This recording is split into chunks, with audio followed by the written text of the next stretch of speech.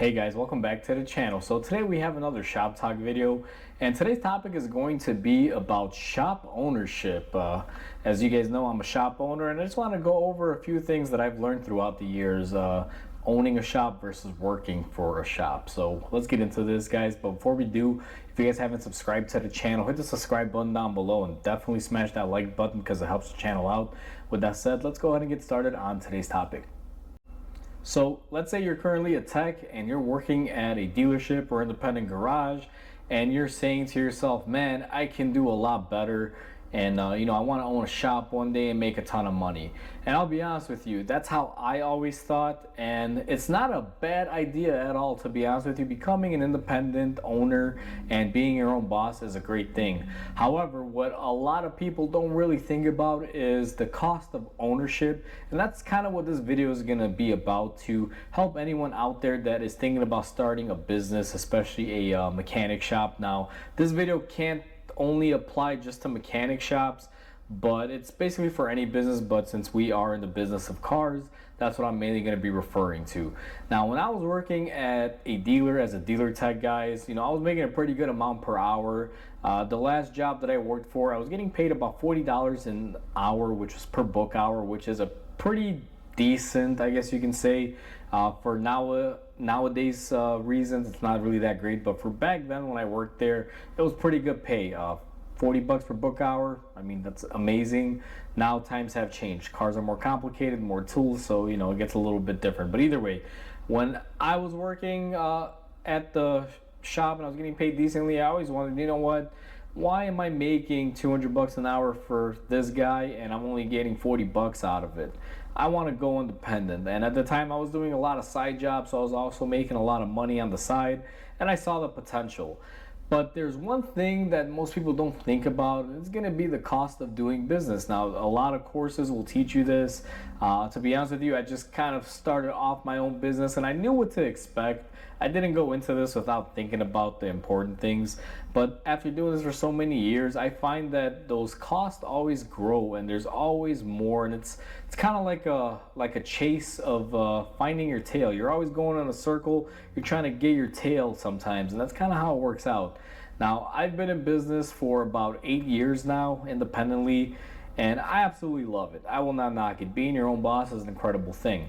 But what a lot of people don't realize is that being your own boss, there's a lot of things that you got to deal with. Now, as a shop, there's costs of operating. This could be business taxes, property taxes, or rent if you're renting a shop. You also have to think about things like utilities, like your electrical, your gas, your water, things of that nature. There's also repairs and things that happen to the property or to your equipment that you got to worry about. There's also the cost of buying equipment for your shop, whether it be lifts, AC machines, scanners, whatever it is that you need, the big money items. And these things are what could make it or break it. Now, when I started off, it was a fairly good time. I started off my shop, like I said, about 8 years ago. And at that time, it just seemed that everything was okay. I mean, the economy was doing great. Prices were down, lending options were cheap as far as interest, so it was kind of a beneficial time. When I got into my shop, I never knew how much things cost, to be quite honest with you. Now, your utilities, those are pretty much set, but to give you an idea, being here 8 years, I thought my utilities would just be like gas, electric, and things of that nature, and it's not the case. You gotta pay for a private dumpster, there's the electrical, there's the water, there's the gas, there's maintenances and stuff that you got to do monthly on the property. So all that stuff adds up. On top of that, there's also the cost of modifying your shop. Now, when I took over my place, I completely gutted everything out. Everything in my shop was new. We're talking about new plumbing, new electrical, new air lines run, and everything was done in copper. So that right there tells you it's pretty pricey to do everything in copper. I just didn't want to take into account that I bought a shop and then I don't put any money into it, and later on I wind up having a plumbing issue or electrical issue or something of that nature. I didn't want to risk it, and since my shop is pretty small, I elected to do all the plumbing, electrical, all of my furnaces and air conditioners, front and back shop. Everything is brand new. Nothing got reused, and so far it's been good. I haven't had too many expenses as far as that. But there are a lot of things that can come up. Now, recently, the economy is not doing so great. And you got to think of a lot of things. You have a overhead to pay, and then there's also expenses that come up all of a sudden. To give you an example, right now we're currently, I believe, September 2023, and it's the end of summer for us here. It's a little bit of downtime. People right now are not spending as much money on cars. They're kind of, paying off their vacations from the summer. Plus, kids started going back to school, so they're buying school supplies and whatever the kids need. So people aren't really spending too much money on cars. I consider this month to be a little bit of my slow season. And in my slow season, even though I have reserves saved up, my AC machine just wound up taking a crap on me. It's not working, and I'm probably going to have to buy one, or a newer one. And in this scenario, it's not the most ideal thing, because even though I always expand my equipment, I was looking forward to buying a new 1234YF machine for doing the newer styles of refrigerant. And now it turns out I'm probably going to have to spend some money either fixing my old machine or possibly getting a new machine if that thing is not fixable, and that kind of puts a cram in my plans and things of that nature. But running a shop, guys, from my personal experience, it's a fine balancing act. And I'll be honest with you, working at a dealer, now that I'm in my own shop, working for somebody, like, I think about it and it seems very pleasant to me. Now, with that said, I will never go back, at least not if I can help it. I will always try to work for myself independently for as long as I can. As long as business is going good, I'm fairly happy. Even though this job is stressful, because once you get into your own shop, you got to deal with customers, you got to deal with parts vendors, you got to deal with all the stuff that we just talked about. And on top of that, there's always added stress, because there's always something.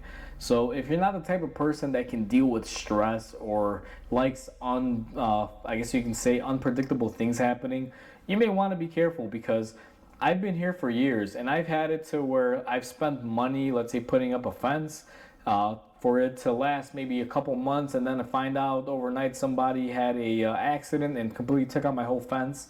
No insurance, and you got to pay for that out of pocket, or you got to call your insurance company, and it just costs more and more money. So shop ownership, guys, it's a great thing. I absolutely love it, but it's not for the faint of heart. There's some months where you're gonna be in profit and make a bunch of money, and then there's some months where you're just barely scraping by. It all really, is dictated by the current climate. And as of right now, I mean, the reason why I'm making this video is because, like I said, September is usually my not my slowest month, but it's just kind of mediocre. Pretty much the shop just pays for itself and leaves a little bit in profit because of everything going on towards the end of summer. People are paying off other things, like I mentioned. And it's just one of those months where I'm just sitting here wondering, and I figured I would just make this video to give people a heads up that when it comes down to owning your own place, there's a lot of things to deal with. And it's not just one thing, guys. You're dealing with your property, you're dealing with your tooling, internal things in the bag shop. You're probably dealing with employees, you're dealing with customers, parts vendors, and there's just so much things that you got to take into account, that before you open up a shop, it's things to consider.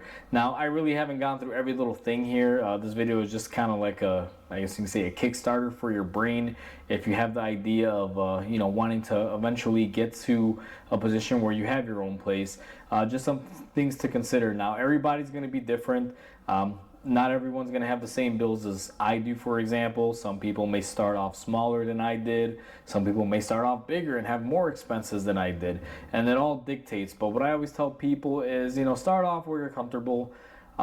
Personally, for me, after doing this for so many years, working at a place and doing side jobs, if you don't want to really have a headache or have a lot of responsibility, it's probably the best thing to do. especially if you could build up your own client list and make some money on the side. That's not a bad thing to do. But what happened with me was I was working at a place doing a lot of side jobs, and I kind of got tired of only getting $40 out of a $200 an hour labor charge, and I just saw it as someone making a lot of money off my back, and I didn't like that scenario. Even though I was doing side jobs and had a bunch of money coming in, at the end of the day, I decided to venture this off on my own, and now I'm at a point where I am making money and everything is good, and I'm happy and I can't complain. But to be able to get to that level, there's also a lot of stress that I deal with on a daily basis that I didn't have before. And it's just something to think about, guys. Sometimes owning a shop isn't always, I guess you can say, peachy at best. You will wind up making a lot of money, especially if you are able to take care of your shop and your customers and provide good quality service. But at the same time, even though you're making all that money, there's always a lot of added stress and stuff up here, always going to weigh you down. I've had months where you can make, let's say, 20, 30,000, and by the end of the month you have a major expense and you're pretty much at zero, or barely making a couple grand at best. So this owner life isn't for everybody. Just wanted to throw that out there for anyone out there that says, eventually I want to have my own place and do my own thing. If you're able to do it, it's a great thing. I will never knock it. It's probably the best decision that I've ever made in my life. But I just want to educate people that sometimes, even though it's a great thing and a great decision, you got to have the mental capacity to deal with it. I always find myself stressing out. If I have a car that was supposed to go out, let's say at the end of the day today, and it didn't because I have a parts delay or something's going on, there's so much always on my head, guys. It's always a mental thing where I'm always constantly worrying. I could be at home, out of the shop, and I'm thinking about, man, are those parts going to come in time? Am I going to be able to be okay with the customer? Are they going to be angry? It's going to be this, it's going to be that. And these are just things that you can't control. So it's not always just the added cost of paying for stuff. Sometimes it's just even the responsibility of taking care of things that adds a lot more stress than the actual fact of paying stuff off or having a lot of overhead. Just a lot of things to think about. So I just want to make this quick video and share my experiences with you, because you could be a great running shop making a bunch of money, but you being an owner, you're always going to have stress, and that's kind of what I go through. I mean, I could have a day where I'm making a bunch of money and I'm happy and everyone's profiting. My customers are happy, but at the end of the day, I'll always have the added stress of like, oh, I need to order oil. Are they going to be able to deliver the oil on time so I don't, miss a customer who needs an oil change? Or am I going to be able to get my stock order on time? There's always a lot of variables, so it's never as easy as it seems. But if you're able to do it, it's a great thing, and I'll just leave it at that. So with that said, hopefully you guys enjoyed this video. Please comment, like, and subscribe, because it definitely helps the channel grow. Hope you guys have a wonderful day, and I'll catch you guys on the next video.